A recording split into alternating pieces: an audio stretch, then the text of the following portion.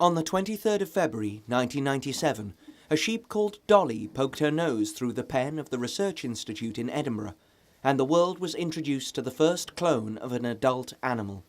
It was an extremely important scientific breakthrough.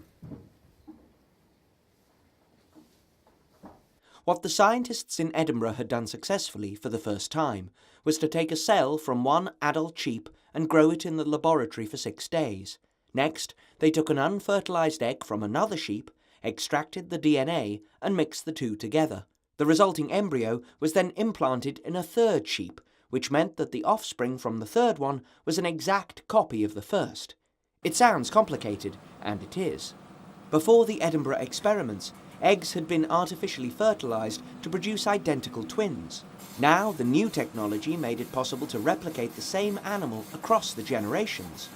By doing away with the random elements in genetics, by knowing exactly what you were going to get in any kind of breeding, theoretically, a woman could give birth to an identical copy of her own father.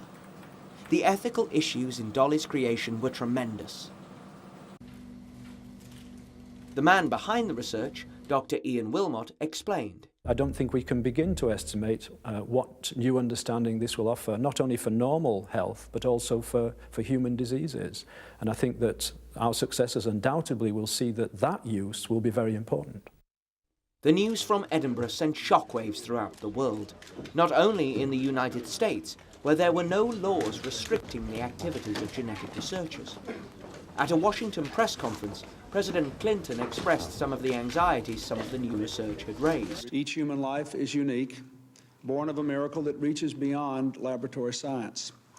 I believe we must respect this profound gift and resist the temptation to replicate ourselves. Research into human cloning, the production of replica babies, was already banned in Europe. In America, the Dolly issue is constantly being discussed. Will she be used for the good of humankind or for evil? Time alone will tell.